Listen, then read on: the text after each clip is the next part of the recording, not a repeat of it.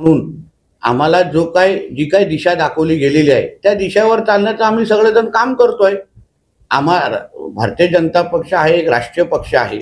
आमच्याकडे सगळ्या बाबतीचा अभ्यास करण्याची एक रचना ठरलेली आहे, एक ढाचा आहे. तर त्याप्रमाणे आम्हाला आमच्या वरिष्ठांकडून जो काय आदेश मिळालेला आहे त्याप्रमाणे आम्ही खरं म्हटलं तर काम करतोय. माझी अपेक्षा अशी होती की श्रद्धाताईंनी जेव्हा आग्रह धरला किंवा त्यांनी मनात आणलं की मी निवडणूक लढवावी, राजघराण्याने एकत्र येऊन जेव्हा जाहीर केलं की आमची इच्छा आहे की आम्ही ही निवडणूक लढावी, तेव्हा बाकींचं तर माहीत नाही, मला थोडी दीपक केसरकर साहेबांकडून वेगळी अपेक्षा होती. त्यांचे राजघराण्याबरोबर अतिशय जुने संबंध आहेत, जुनं घट्ट नातं आहे. जेव्हा आणि ह्या राजघराण्यांनी आपल्या सावंतवाडीकरांना भरपूर दिलेला आहे, वारंवार आशीर्वाद पण दीपक केसरकर साहेबांना वारंवार दिलेला आहे. तर मला वाटतं की ही निवडणूक राजकारणाच्या पलीकडे पाहिली पाहिजे. आपल्याला कुठे ना कुठेतरी परतफेड करण्याची संधी भेटते आहे. आपल्याला राजघराण्यातून एका व्यक्तीने अगर इच्छा व्यक्त केली तर खरं म्हटलं तर प्रत्येकाने बिनशर्त पाठिंबा श्रद्धाताईंना दिला पाहिजे होता, अशी माझी साधी अपेक्षा होती. पण ठीक आहे, शेवटी राजकारण आणि ही निवडणुका हा वेगळा विषय असल्यामुळे मी अजून काय त्याच्यामध्ये बोलू शकत नाही. मी आता म्हटलं की केसरकरांना राजघराण्याने चांगली साथ दिली यापूर्वी, तर केसरकरांने आता तुम्ही 21 तारीखपर्यंत त्यांना असं सांगता का की नाही बिनशर्त तुम्ही झाला तर बरं होईल? तर आता तुम्ही हा इंटरव्ह्यू घेतल्यानंतर कदाचित संदेश त्यांच्यापर्यंत पोहोचलच. कारण का शेवटी राजघराण्याबरोबर त्यांचं असलेलं नातं संबंध, राजघराण्यांनी त्यांच्या पूर्ण विकासाच्या ह्या प्रवासामध्ये ते मंत्री राहिलेले आहेत, आमदार राहिलेले आहेत, सगळ्या बाबतीमध्ये ह्या घराण्यांनी त्यांच्याबरोबर उभे राहिलेले आहेत. कधीही कुठली अपेक्षा ठेवली नाही, राजकीय अपेक्षा बिलकुल ठेवली नाही. समजलं ना? तर माझं म्हणणं आहे की आज जेव्हा ह्या घराण्यातून एक इच्छा व्यक्त केली असेल तर खरं म्हटलं तर बिनशर्त पाठिंबा दिला पाहिजे होता. किमान केसरकर साहेबांनी तरी ह्याचा विचार करायला पाहिजे होता. बाकी सगळे ठीक आहे, राजकीय विरोधक आहेत, ते सगळे विषय वेगळे आहेत, पण सावंतवाडीचा अस्मिता म्हणजे हे राजघराणं आहे. आज आरोग्यापासून पाण्यापासून इतिहासाचे पूर्ण अभ्यास अगर तुम्ही केला, या शहरामध्ये या सगळ्या व्यवस्था कोणी लावल्या? या राजघराण्याच्याच माध्यमातून उपलब्ध झालेल्या आहेत. मग आज जेव्हा त्यांच्या घरातल्या एक व्यक्तीने इच्छा व्यक्त केलेली आहे की आम्हालाही राजकारणामध्ये, आणि उद्या विचार करा की ह्या राजघराण्यातली व्यक्ती उद्या नगराध्यक्ष पदावर बसली तर सावंतवाडीकरांचा विकास किती गतिमान पद्धतीने होईल. प्लस त्या उच्च शिक्षित आहेत, त्यांना समाजकारणाची आवड आहे, प्रत्येक बाबतीत विषयाची त्यांना समज आहे. तर ह्या सगळ्याचा विचार करून जे सावंतवाडीवर प्रामाणिक पद्धतीने प्रेम करत असतील, निस्वार्थ प्रेम करत असतील त्यांनी खरं म्हटलं तर बिनशर्त पाठिंबा स्वतःहून दिला पाहिजे होतं. मी सगळ्या राजकीय पक्षांना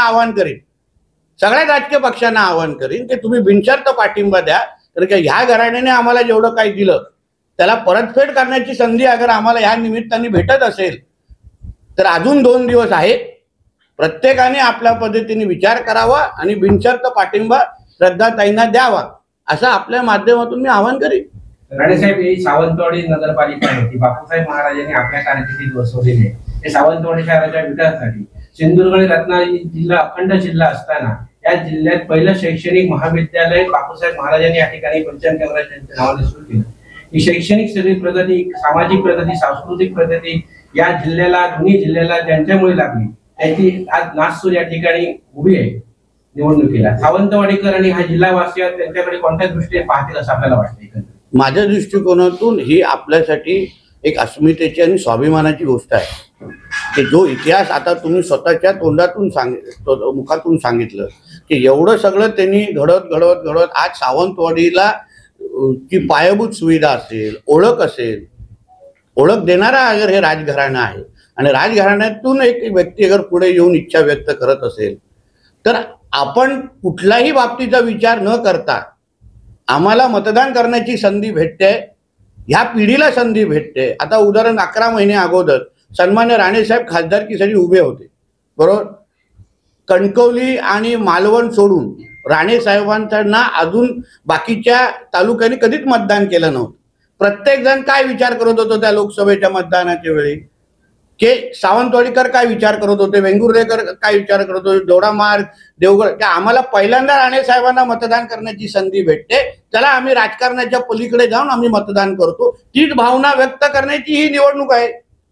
ज्या कुटुंबियांनी ह्या सावंतवाडीला एवढं काय दिलं आणि पूर्ण इतिहास ज्याला ज्याला कळतो, ज्यांनी वाचलेला आहे, मी कृपया आपल्या सगळ्यांच्या माध्यमातून सावंतवाडीकरांना विनंती करेन, प्रत्येकाच्या हातामध्ये आज मोबाईल असतो, गुगलवर जावं आणि पूर्ण माहिती ह्या राजघराण्याची वाचावी. आपल्याही ज्ञानात भर पडेल, पण ह्या कुटुंबियांनी आपल्यासाठी काय केलं हे आपल्यालाही थोडं कळेल. आणि ते अभ्यास झाल्यानंतर स्वतःहून आपण सगळ्या जणांनी, जनतेने ही निवडणूक खरं म्हटलं तर हातात घेतली पाहिजे. उत्स्फूर्त पद्धतीने बोलले पाहिजे, नाही ताईंना येऊन बोललं पाहिजे, ताई तुम्ही प्रचार करू नका, या चला आपण 2 तारखेला आम्ही तुम्हाला मतदान करतो, 3 तारखेला नगराध्यक्ष म्हणून बसा आणि तुम्ही आमचे जसं आपल्या सगळ्या अगोदरच्या मान्यवरांनी ज्या पद्धतीने सावंतवाडीचा विकास केला, आज परत एकदा तुम्ही तो इतिहासाची पुनरावृत्ती करा. आम्ही सगळेचे सगळे सावंतवाडीकर तुमच्या बरोबर आहोत हे दाखवण्याची, सांगण्याची आणि सिद्ध करण्याची संधी 2 तारखेला आपल्या हातात चालून आलेली आहे. साहेब तुम्ही